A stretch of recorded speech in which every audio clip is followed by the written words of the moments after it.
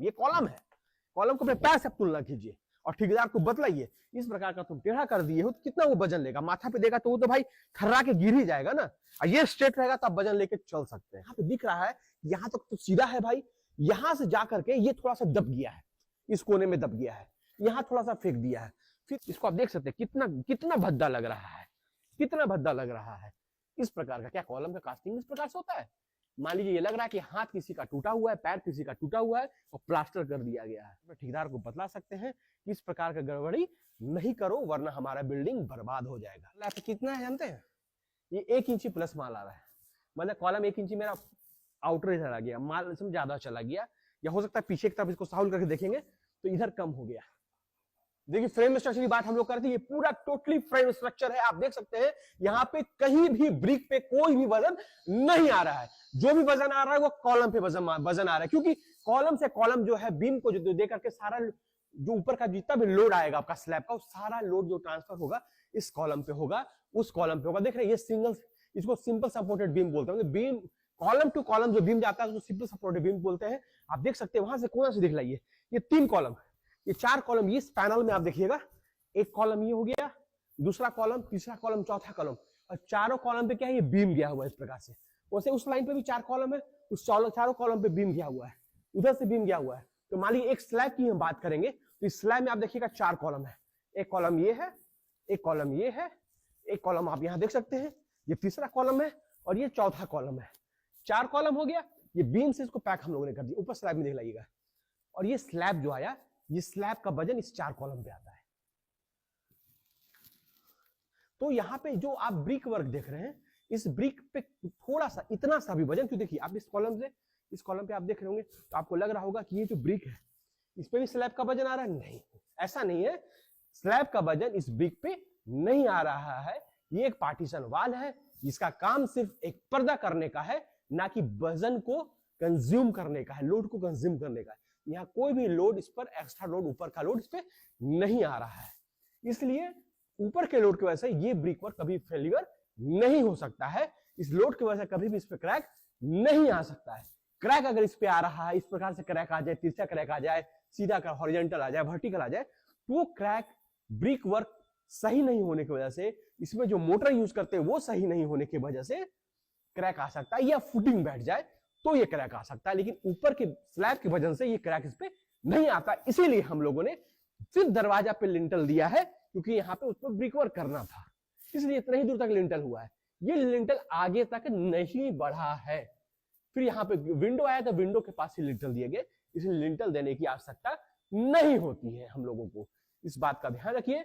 Frame structure सबसे safe structure होता है, सबसे मजबूत स्ट्रक्चर होता है, इसीलिए आप कभी भी काम कीजिएगा तो कॉलम की कास्टिंग कीजिए, उसके बाद छत की ढलाई कीजिए, उसके बाद अपने अनुसार आप ब्रिक वर्क कीजिए, और जब ब्रिक वर्क करते हैं तो मैंने आपको बतलाया जहां जहां ज्वाइंट्स इस प्रकार के ज्वाइंट्स आ रहे हैं वहां पे आप मुर्गा जाली का यूज कीजिए, मेस को टाइट कीजिए बढ़िया से, उसके बाद प्लास्टर का काम कीजिए, आपका क्रैक आपकी बिल्डिंग में नहीं आएगा। जैसे कि आप देख रहे हैं ऊपर के पार्ट को देख रहे हैं ये, तो वहां पर भी आपको मुर्गा जाली देकर के आपको प्लास्टर करना है। जहां पे आप झिरी काटते हैं, कटिंग करते हैं पाइपलाइन दौड़ाने के लिए, चाहे वो पानी का पाइपलाइन हो या आपका इलेक्ट्रिकल पाइपलाइन हो, तो वहां पर भी आपको झिरी पे भी यूज करना है मुर्गा जाली का प्रॉपर, और प्लास्टर वहां पे करना है, तब जाकर के आपका क्रैक नहीं आएगा। इस चीज का आप लोग ध्यान रखिएगा। आप देख सकते हैं कि किस प्रकार से यहाँ पे जो भी हुआ ये पूरा खुला हुआ है, ये टोटल वजन जो आ रहा है कॉलम पे आ रहा है, बीम जो है कन्वर्ट कर कॉलम पे वजन दे रहा है, ये टोटल स्लैब का वजन जो है कॉलम पे आ रहा है, ना कि किसी दीवार पे आ रहा है। इसी को हम लोग बोलते हैं फ्रेम स्ट्रक्चर, जो सबसे बेस्ट होता है, इसका ध्यान रखिए। और सबसे बड़ी बात है, फ्रेम स्ट्रक्चर कर रहे हैं तो मिस्त्री को आपको समझाना है, जो भी ठेकेदार को समझाना है कि कॉलम का प्रॉपर कास्टिंग करना है। प्रॉपर कास्टिंग करने के लिए आप लोगों को यहाँ पे स्टार्टर यूज करना है। स्टार्टर का पहले कास्टिंग करके कॉलम को प्लेस कीजिएगा, तो कॉलम जो है आपका परपेंडिकुलर एकदम से खड़ा होगा, और कॉलम का जो स्ट्रेंथ है वो बढ़िया स्ट्रेंथ होगा। उसका मान लीजिए रेशियो वाली M20 रेशियो दिया हुआ है, 1 एक मान लीजिए आप इसमें आपने यूज किया, एक सीमेंट यूज किया, ठीक है ना, उसमें आपने 1.5 यूज किया, क्या क्या सैंड यूज किया, और 3 मान लीजिए आपने यूज किया उसमें गिट्टी। तो क्या क्या होता है भाई, बालू होता है, गिट्टी होता है, और सीमेंट का यूज करते हैं, और पानी।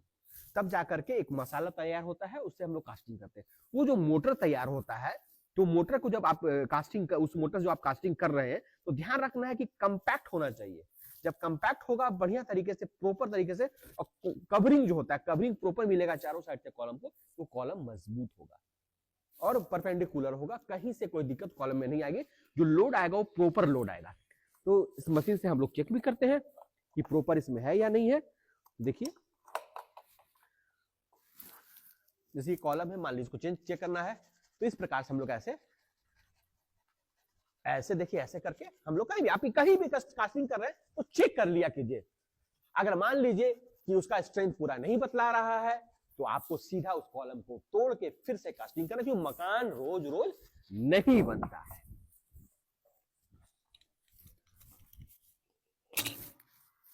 चलिए ये परफेक्ट है, ये परफेक्ट है। इसका जो अब इसको 3 बार कर चेक करें, 1 बार करके नहीं। हो सकता है कि ठीक है, दूसरी जगह से चेक कीजिए, यहां से कीजिए, तीनों साइड से कीजिए। देखिए ठीक है, एक जगह से और कर लीजिए इसको। आइए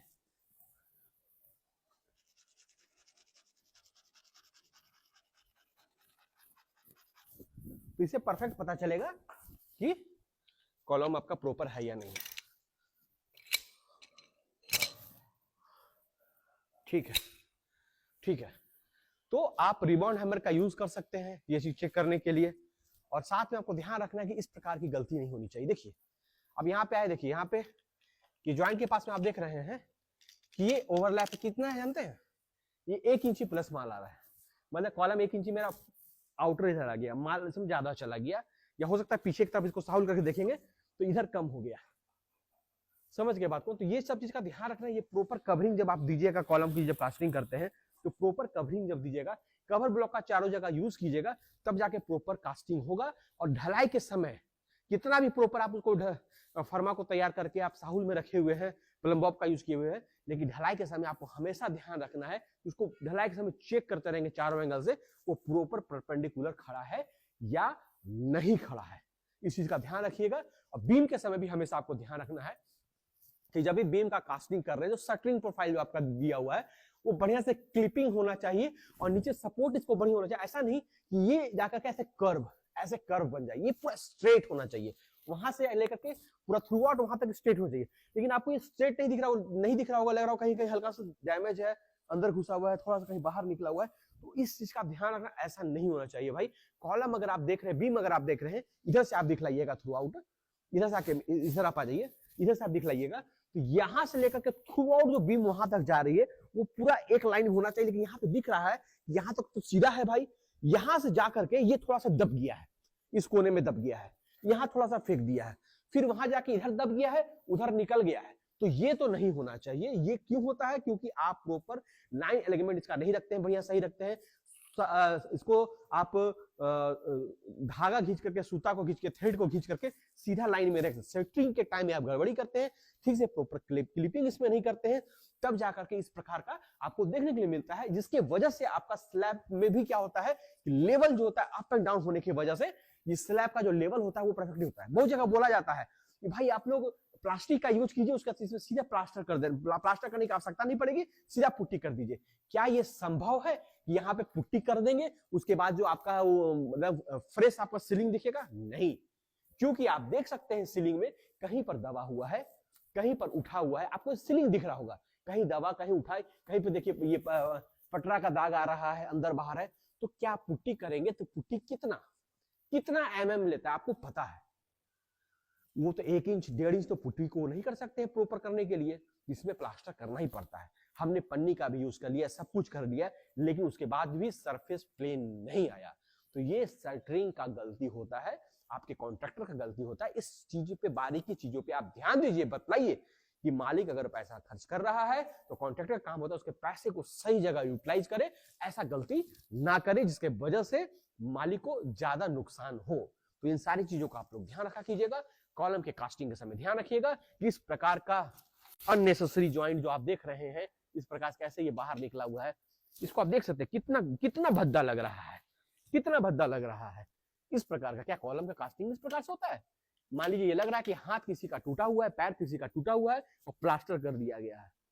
तो मकान को भी आप समझिए एक जीवन, कई जीवन इस मकान में रहता है, इसलिए आपको ध्यान रखना पड़ेगा। उसको जीवन को सुरक्षित रखना है तो आपको इस प्रकार कॉलम का कास्टिंग नहीं करना है, इस चीजों पे ध्यान रखना है। ऐसे कॉलम में कमजोरी आता है, आपने पैसा भी खर्च कर दिया, 24 इंच का कॉलम है, सोचिए कितना पैसा खर्च लगा होगा फुटिंग से लेकर के G+2 तक इसको कास्टिंग करने में, और बीच में अगर इस प्रकार से ज्वाइंट आ जाए तो मतलब यही हो गया ना कि आपके पैर को इस प्रकार से कर दिया, फिर इसको ऐसे सीधा कर दिया, फिर टेढ़ा, तो आप ऐसे कर कितना वजन लेकर चल पाइएगा, कितना वजन लेकर चल पाइएगा अगर टेढ़ा आपका ये चीज हो जाए। आपका ये कॉलम है, कॉलम को अपने पैर से तुलना कीजिए और ठेकेदार को बतलाइए इस प्रकार का तुम टेढ़ा कर दिए हो तो कितना वो वजन लेगा, माथा पे देगा तो वो तो भाई थर्रा के गिर ही जाएगा ना, और ये स्ट्रेट रहेगा तो आप वजन लेके चल सकते हैं। इसलिए कॉलम का प्रॉपर कास्टिंग होना चाहिए। यही कॉलम देख लीजिए, कोना में जो कॉलम है वो कॉलम प्रॉपर है, इसमें कोई दिक्कत नहीं है। ये देखिए एकदम एक्यूरेट है, इसका यहां से लेकर के यहां तक आप देखिएगा ये फिनिशिंग आपको बढ़िया मिलेगा। आप ही के मकान में एक कॉलम को बढ़िया से ढाल रहा है, एक कॉलम में लापरवाही कर रहा है, आखिर क्यों? इन सारी चीजों को समझना होगा। आप देख करके एज्यूम कर सकते हैं, अपने ठेकेदार को बतला सकते हैं कि इस प्रकार का गड़बड़ी नहीं करो वरना हमारा बिल्डिंग बर्बाद हो जाएगा।